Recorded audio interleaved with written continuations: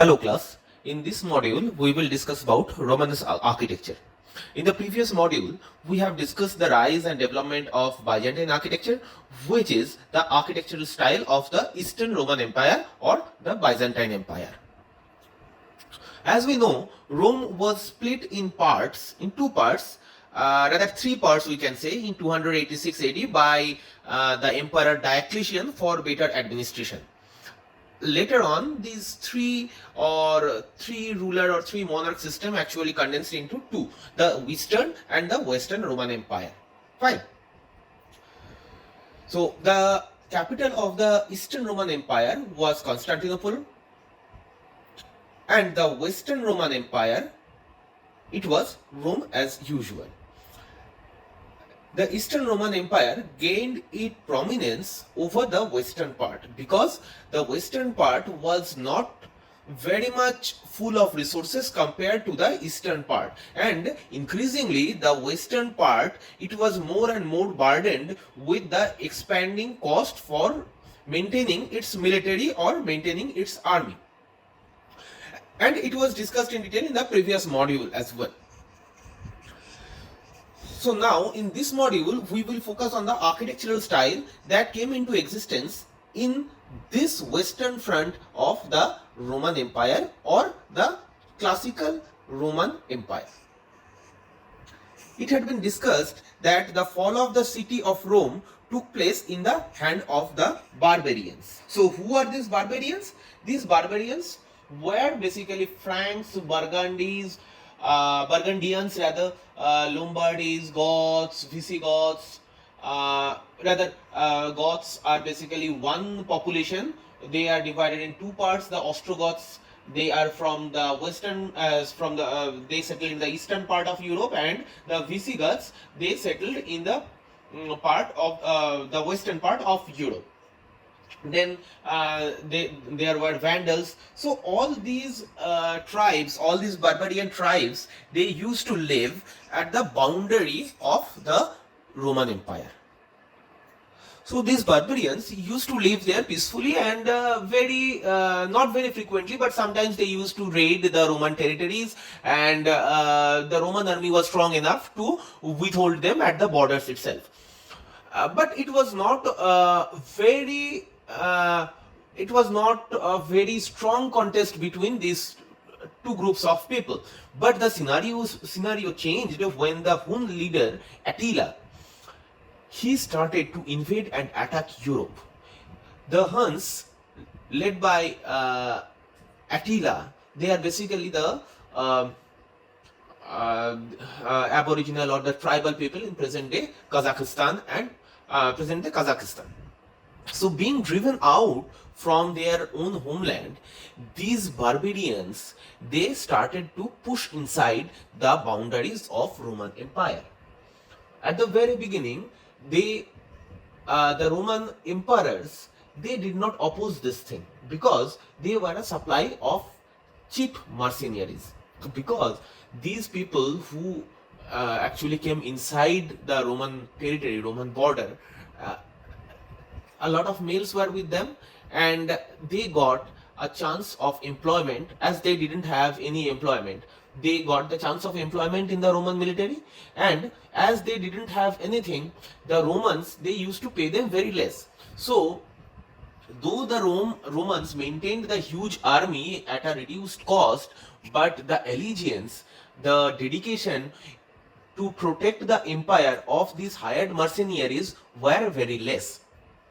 So why are we discussing this thing? Because to protect one particular country, to protect one kingdom, we need dedicated soldiers or dedicated people who stand to protect their own country. But this didn't happen in the case of Roman Empire. At the end, when there was less support by people, there was less money, they had to hire people like the barbarian people with less money. So what we are trying to now understand is basically the social and economic condition, and at the same time political condition of that particular time, because one, if we want to discuss about architecture, the birth of architecture or a particular architectural style is deeply rooted in its socio-economic condition. So why are we discussing all these things? Because we are trying to give you an impression how unstable and how volatile the political and socio-economic conditions of Rome was then. So, being ousted from their homeland, these barbarians were forced to push inside the Roman territory. They were attracted by the wealth of Rome, and the Roman emperors also gave them employment. Fine. But their number inside the Roman army started to increase, and due to a lot of reasons, just like equality, equal justice, equal pay, they started to revolt. And at one point of time, one leader called the Alaric, he united all these revolting barbarians and attacked Rome. The Rome had fallen in the year of 476 AD. An era has ended. So, the change in the dynamics of Roman socio-economic and political situation did not start suddenly after Rome fell, but it started long before. The moment Diocletian had retired, probably he is the only Roman emperor who retired. More or less, almost all of them except Diocletian, they died when they were on chair or they were assassinated. So, after Diocletian's retirement, the socio-economic and political scenario of Rome started to change. We discussed about the expanding army and expenses to maintain that army also rose higher and higher. With the attack of these barbarians, and as barbarians settled in some parts of the territory itself, rich lands which generated revenues to these Western Roman Empire, they were not actually providing that amount to the Roman Empire during that time. So what happened? Your revenue generating areas are gone from your hand. So what you have to do to compensate that, you need to tax the people more that you have inside Rome. So this actually happened. You cannot reduce your army to secure your territory. You are not getting money from other places. So to compensate that, you need to tax your own people more. The taxes in Rome during that time became exorbitant. And sensing this problem will be higher and higher in future, some of the elites of Rome, they started to move to the countryside from Rome. So what happened? The taxation rate in the countryside, they were less.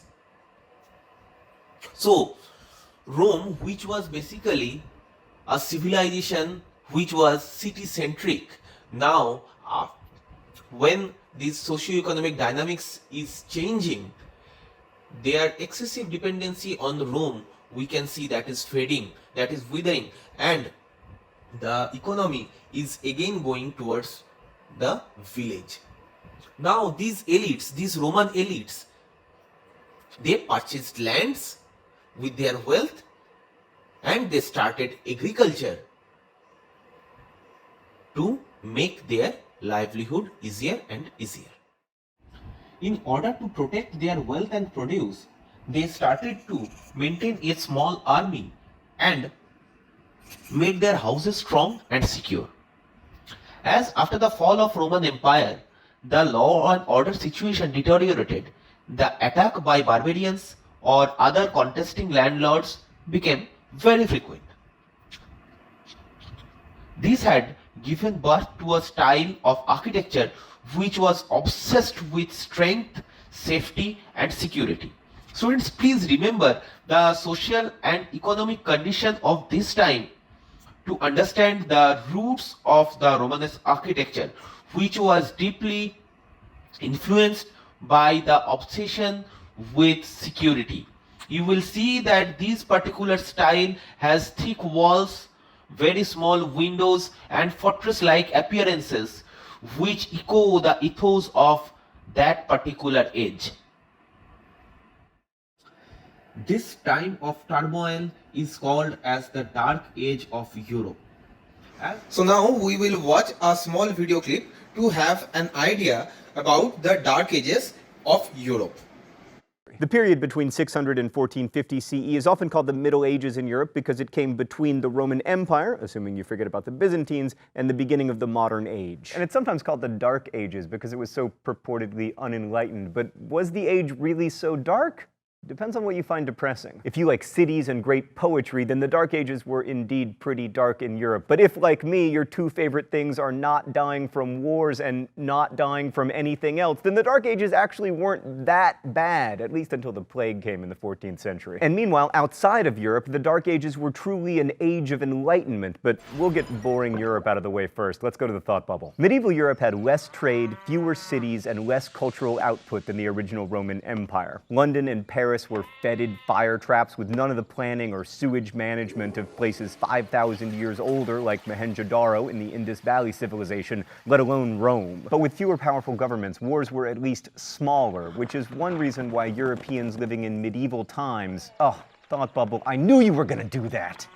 Anyway, people in medieval times lived slightly longer. Life expectancy was 30 than Europeans during the Roman Empire, when life expectancy was 28. Instead of centralized governments, Europe in the Middle Ages had feudalism, a political system based on reciprocal relationships between lords, who owned lots of land, and vassals, who protected the land and got to dress up as knights in exchange for pledging loyalty to the lords. The lords were also vassals to more important lords, with the most important of all being the king. Below the knights were peasants, who did the actual work on the land in exchange for protection from bandits and other threats. Feudalism was also an economic system, with the peasants working the land and keeping some of their production to feed themselves while giving the rest to the landowner whose land they worked. The small-scale local nature of the feudal system was perfect for a time and place where the threats to people's safety were also small-scale and local. But of course, this system reinforces the status quo. There's little freedom and absolutely no social mobility. Peasants could never work their way up to lords, and they almost never left their villages. Thanks, Thought Bubble. One more point that's really interesting from a world history perspective. This devolution from empire to localism has happened in lots of places at lots of different times. And in times of extreme political stress, like after the fall of the Han Dynasty in China, power tends to flow into the hands of local lords who can protect the peasants better than the state can. We hear a lot about this in Chinese history and also in contemporary Afghanistan, but instead of being called feudal lords, these landlords are called warlords. Eurocentrism striking again. The other reason the Dark Ages are called dark is because Europe was dominated by superstition and by boring religious debates about like how many angels can fit on the head of a pin. And while there's something to that, the Middle Ages also saw theologians like Thomas Aquinas, who was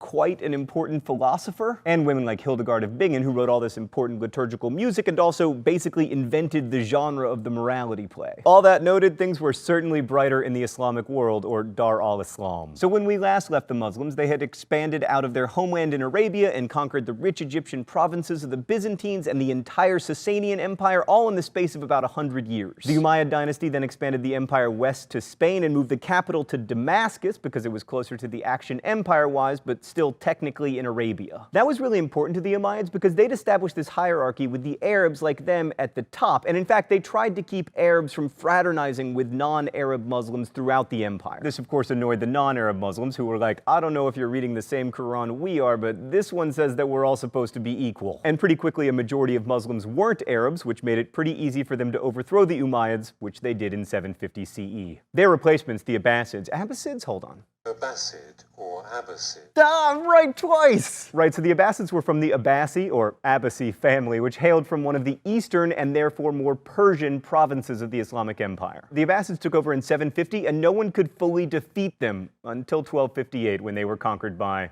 wait for it, the Mongols.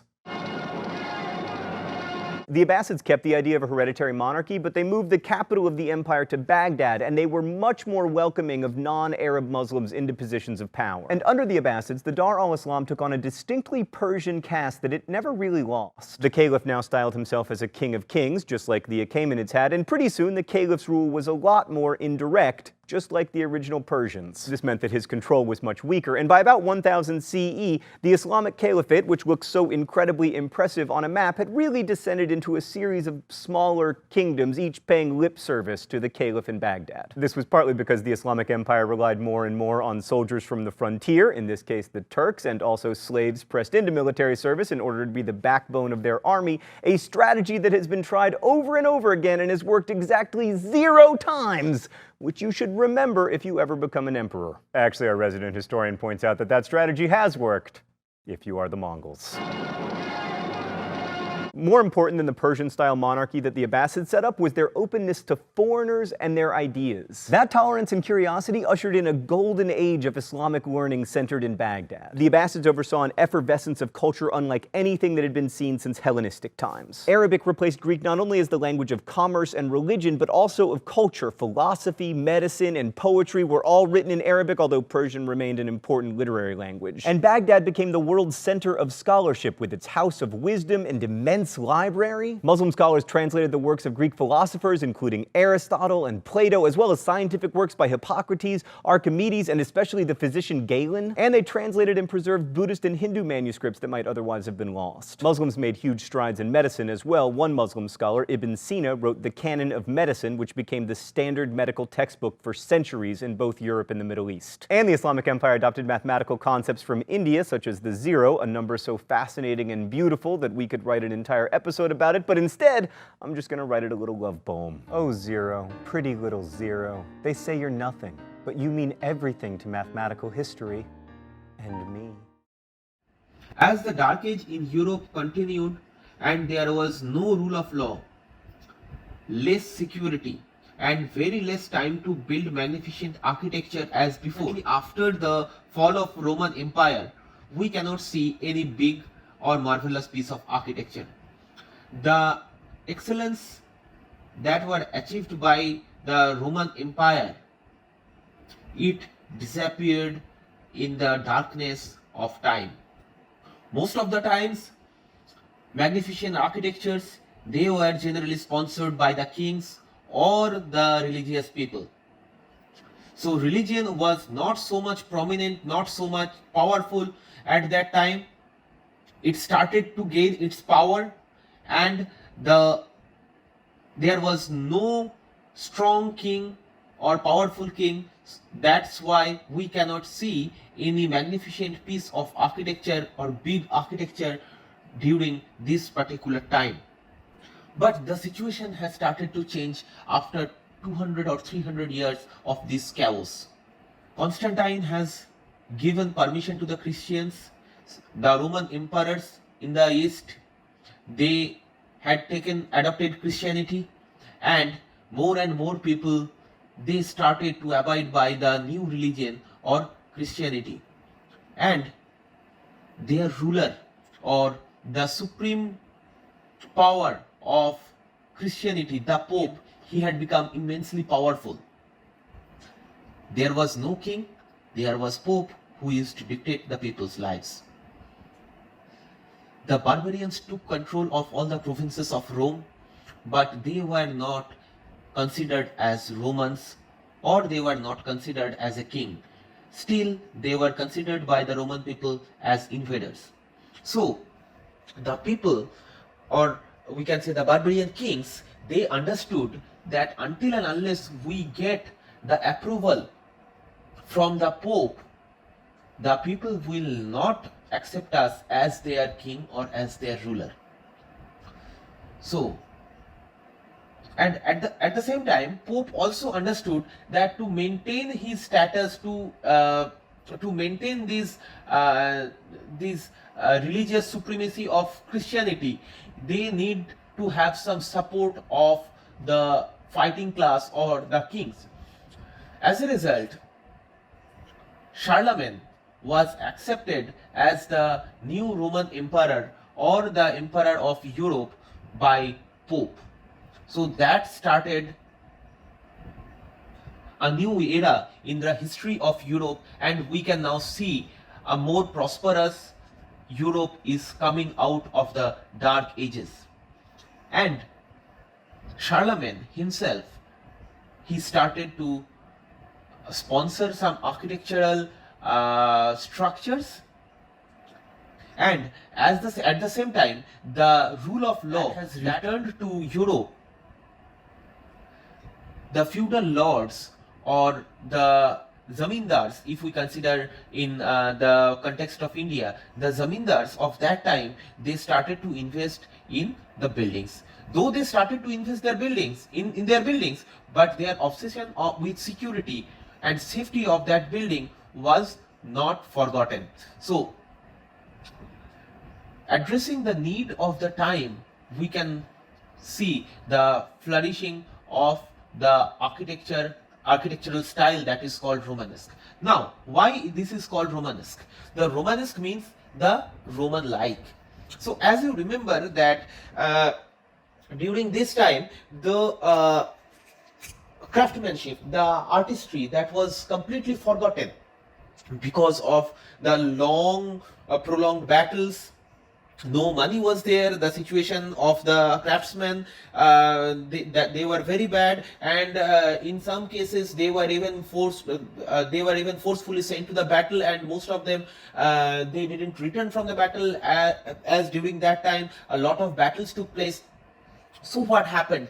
The art of craftsmanship and architecture, that was lost. So whatever was remaining was was basically the ruins of different Roman castles that actually frequented each and every part of Rome, and which was in the front of everyone's eyes. So, but the people, they did not have any classical knowledge about this particular architecture, because they had long forgotten it, and whatever they can see was the rounded Roman arches and the barrel vaulted roofs, and they were not very much concerned about the purity of form, proportions, and the nitty-gritties of architecture, but they started to copy the form. The technical aspects, the materials, they were completely forgotten. The art of Roman concrete, people had forgotten about that. So the materials were different, but they started to use that particular form and started in their new architecture, which we will say as Romanesque architecture later on. The remains of Roman civilization were seen all over the continent, and the legends of great empire would have been passed down through the generations. So, Charlemagne wanted to unite his empire, as we discussed earlier, and to validate his reign, he began or started building new churches in Roman style, particularly in the style of Christian Rome in the days of Constantine, who was considered the first Christian Roman emperor. After a gap of around more or less 400 years, some says it is 200 years, with no large building projects, the architect or Charlemagne, they forgot everything. So they looked on the arched or arcaded building system with the vaults on it, and they wanted to portray that Christian Roman edifice as a model. So this architectural style of Romanesque, it has generated. It is basically a logical system of stress and buttressing. Buttresses are basically thick walls that is placed to counter the horizontal forces that come through the arches. And this style of load transfer in architecture, that was extensively used in the chapels and churches throughout Europe. It was called Romanesque because its structural basis were derived from ancient Roman construction. They were not very much concerned with the classical elements like the proportion of the orders or the purity of the orders. They used different types of orders in a mix and match fashion, and they sometimes picked up some columns from some dilapidated buildings, salvaged those columns and reused it. This is something which we can also see during the early Christian architecture. So these Roman columns, the classical Roman columns or part of the buildings, they were used in both of the cases, just in early Christian architecture and the Romanesque architecture as well. But it is the use of the semicircular arches and extensive use of vaults which were the characteristic features of the classical Roman architecture. It has put the Roman into Romanesque. So, two features that had been copied, or we can say that has been adopted from classical Roman architecture. One is the semicircular arches and the second one is extensive use of vaulting. So this is the reason that we called Romanesque architecture as Romanesque, because they were like Romans. But the building materials that were used, that were different, and we will discuss it later on. This style of architecture was generated by an obsession with security. Each building, whether a church or monastery or anything else, it was basically a stronghold. It was basically a fortress. If we consider the political, social situation that we had discussed earlier, this was very common. So the purpose of all these buildings were semi-defensive, and this is not surprising when we remind ourselves that it was the first settled and cohesive building program to appear in Europe after the 700 years of anarchy and turmoil. So this was very common, that each and every building must be very strong and it can behave like a semi-fortress. Fine. Though the Romanesque architecture was based on the foundations of the Roman arches, semicircular arches and the vault, the influences that led to the Romanesque style are far more complex. We can find different other influences on this Romanesque style. We can see the influence of the Visigothic architecture, we can see the influence of Carolingian, the Byzantine architecture, even Islamic architecture as well in the Romanesque architecture.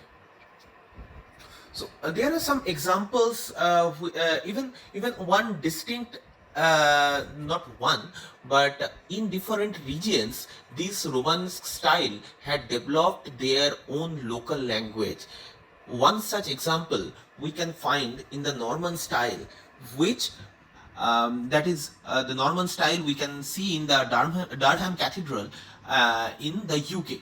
So this is just one example, but there are some more examples, and they developed some local languages, and in different provinces or different parts of Europe, these Romanesque architecture found different expressions.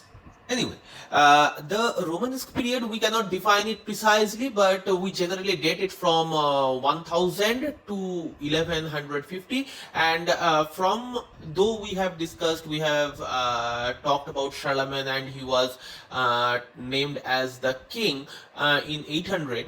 These period from 800 to 1000, we can say it as pre-Romanesque, as discussed by Bannister Fletcher. He had preferred to call it pre-Romanesque, because all the other features that are typical to Romanesque, we can find it. They start to appear in more concrete sense since these 1000 AD onwards up to 1150 AD. Fine. But in some areas, these we can say they are the conservative region. These Romanesque style churches, they continued to be built well into the 13th century, and there was considerable overlap between their styles. The Romanesque reached its pinnacle between, it is considered that it reached its pinnacle between 1075 and 1125 AD, and In some regions, when they where Romanesque continued for a prolonged period, we can see a mix between the styles or overlap between the styles. Which style? The Gothic style that we will discuss later on.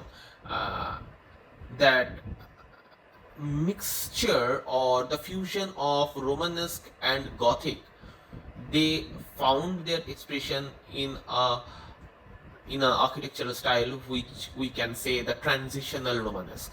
There we can find some features of Romanesque architecture and some features of Gothic architecture in the same building. We discussed about the fall of Roman Empire, and we had seen that the elite Romans who used to live in Rome or in the Roman cities, they took refuge in the countryside. With the money they had, they purchased lands and they started agriculture. So they themselves did not do all this agriculture by themselves. So they used to hire laborers, and these laborers were mostly barbarians, and in to some cases they were the village people as well. This gave birth to the feudal system gradually. The areas like present day France, Germany, Italy, England, and northern Spain, that we refer as the Western Roman Empire by that time, they were assuming a more settled identity. The inspiring principle that was supplied by the church, the system was unified and it was controlled and developed by the Normans. This control of Normans in this particular system was expressed in their dominant building types, that was the castles. With the castles, then there came the peasants or the normal agricultural people who used to work as a laborers, or they were given land by the feudal lords and they used to work on those lands, and in return they used to get the assurance of safety. This is called the feudalism. It was basically a hierarchical system of mutual obligation in which people owed service to their masters in return of their security. If the abbeys or the monasteries, they were the expression of the church, then the castle, it was the direct expression of feud. The feudal system was a harsh system in which the life of the poor was not very good, or we can say it was basically very much painful. So they were at the bottommost ladder of the social system, and they rarely have any sensitivity or allegiance to their lords. So they were probably illiterate, and that's why they are very much prerogative of the clergy, that means the church. These feudal lords were sometimes called as the nobles. They used to have their own army of soldiers which they used to lend to the king in the time of need, and at the same time they had the peasants or the farmers under their control who used to work on the land of the noble, or the noble used to rent his land to these peasants, and they used to work on those pieces of land. And this was more or less the feudal system, which we can summarize in a very simple form. These peasants, they used to live in huts made of brushwood or the wattle and dove construction, a construction where thin strips of wood or twigs, they are woven together like a basket, and the outer surface was finished with cow dung or any type of animal dung and horse hairs or some leaves. The residence of the noble or the lord's hall, it was just like a large room. It was generally heated from a central hearth, and there were sleeping benches around the walls. The servants, they probably would have shared their places with the cattle and around the fire. But this situation started to change as daily life became more and more civilized, these chimneys began to be built outside the castles, and there were floors added with the stairs, and more complex building or more complex manor houses used to come into existence with the kitchen and servants wing as well. Apart from the feudal system, two other phenomena, they were very crucial to an understanding of the Romanesque. The first was the passion for pilgrimage. The religious enthusiasm was the beating heart of the Christian community by then. They were bewildered by the visions, miracles, legends, and or other supernatural powers of the saints. They were enthralled by the stories of the relics, the stories of the great saints, and these supernatural things. They these things it actually inspired them, and it actually inspired them to go to different parts of the country or different parts of the European different parts of Europe to see those relics, those saints, the places of those saints in their own eyes. We can, to some extent, we can relate it to the some live concerts when local pop icon they used to appear in the public, and we generally are very much thrilled to see them in front of our own eyes. This pilgrimage, they had a far-reaching impact on the architectural styles of the day. What happened?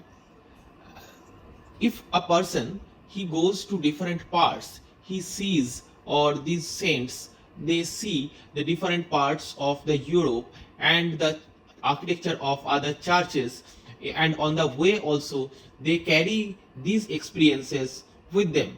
So as the communication between different parts of the empire, different parts of Europe, that became much more prominent, an uniform architectural style came out of this particular event. A very vivid example of such pilgrimage can be seen in the Canterbury Tales by Geoffrey Chaucer. The second of the interesting phenomena, it was the Crusades. Crusades were the attempts by kings and barons and the monks and saints, they urged by the popes and bishops to recapture the Holy Land of Christ's birth, that is the Jerusalem, from the hands of the Turks. In order to have a brief idea about the Crusades, the next infographic may help you. The Crusades were military campaigns waged by Western European Christians during the Middle Ages for the defense and expansion of Christendom. What made a crusade distinct was that warriors involved in the fighting received spiritual merit, usually a plenary indulgence granted by the Pope. A crusade was considered by Western European Christians to be a holy act, an act of sacrifice and piety for the love of Christ. 4 centuries before the beginning of the Crusades, the first Muslim armies swept out of Arabia to conquer Palestine, Syria, Mesopotamia, Egypt, North Africa, and Spain, some 2/3 of the Christian world. Between the 7th and 11th centuries, Christians fought wars against Muslims to prevent them from making further conquests into Christian territory, or to reconquer what had already been captured. In Spain, Christian kingdoms waged wars to recapture their homeland from the Arabs, while the Byzantine Empire in the east was engaged in centuries of war with the Muslims for control of Anatolia and other regions. In the 11th century, the Seljuk Turks, recent converts to Islam, swept through Syria and Palestine.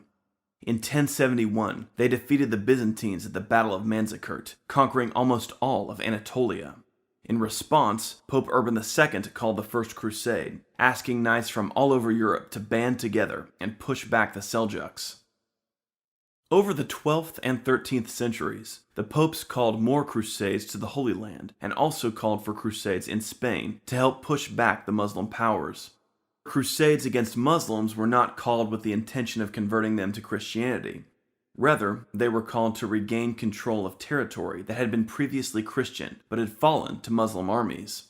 Jerusalem had been conquered by the Muslims in 637 and was considered particularly important to Western Christians since it was the site of Christ's crucifixion. Indeed, Jerusalem was revered as the holiest site in the Christian cosmos, and it was particularly important to Western Europeans that it be brought again under Christian rule. When in the 11th century, news arrived that Christian pilgrims traveling to Jerusalem were being harassed and killed by the Seljuk Turks, this fact alone inspired many knights to join the First Crusade. Although the Crusades were called to reclaim lands, greed was not a primary motivation. Professor Jonathan Riley Smith, the world's foremost expert on Crusades history, has proven that crusading was incredibly dangerous and expensive, and that virtually none of the knights who went could expect to gain wealth. Indeed, they often bankrupted themselves crusading. The primary motivation for crusading was spiritual, with the knights joining because they believed that they were doing God's work by fighting to protect Christian pilgrims and to reclaim holy sites like Jerusalem, and that involving themselves in a crusade would win them spiritual merit. The Crusades to the Holy Land saw many failures but also many successes. The First Crusade and the Third Crusade, for example, were both very successful, though ultimately later, at the close of the 13th century, the last Crusader holdings in Syria and Palestine would be captured by the Muslim Mamluk Empire. However, the Crusades in Spain achieved lasting victory, with the whole of Spain being ultimately recaptured by the Christians. Later crusades would also be called against the Ottoman Turks, such as the Crusade of Lepanto in 1571. The knowledge acquired by the Greeks, their philosophies, translated and preserved in Arabic, was brought back to Europe by these crusaders.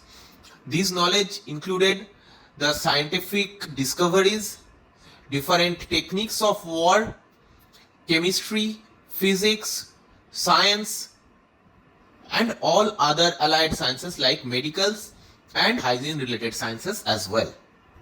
Now we can see the society or the civilization that once depleted, it now tries to organize itself and bring back the knowledge and try to improve itself.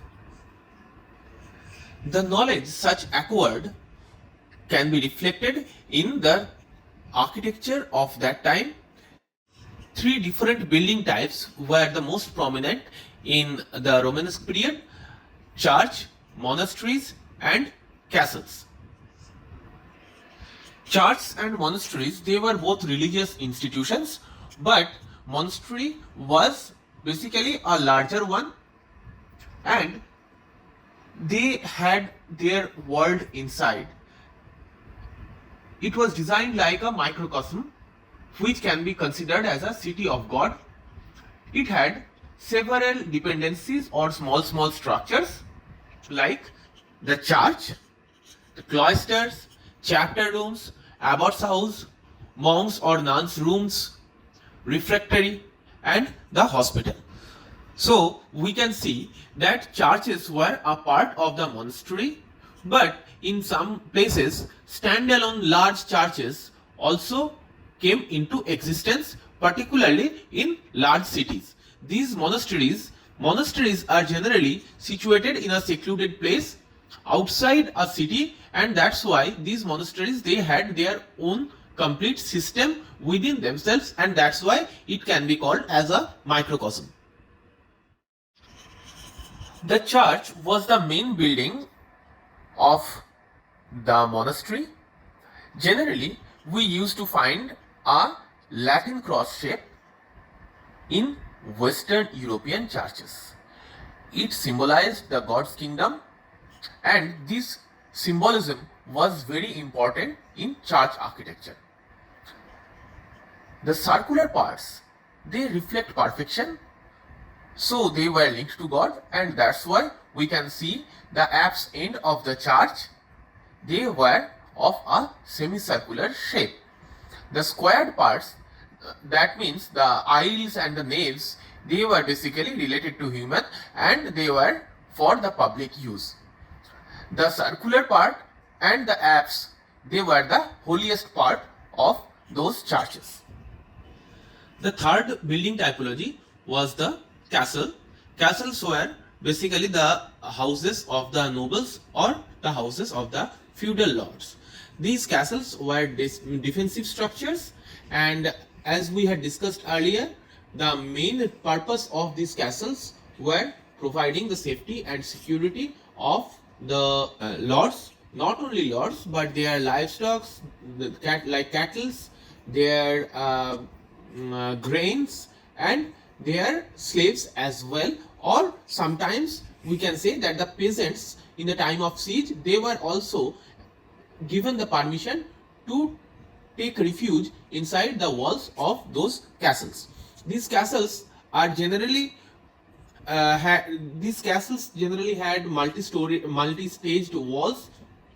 The first curtain wall, that was basically lower grade of defense, and the second wall was for the noble, and that was highly fortified wall with bastions on its corners, and there were channels or the paths of horses and people's movement on the top of the wall, from where the army can attack in the case of an enemy siege. These castles were built in a carefully selected site, where they preferred sites with a stepped areas where it will be easier to defend, and to some extent, to some cases, these castles were surrounded by moats or water bodies, where this water body used to be crossed by a pulled wooden bridge, and at the time of siege, these wooden bridge used to be retracted so that the enemy cannot enter inside the castle.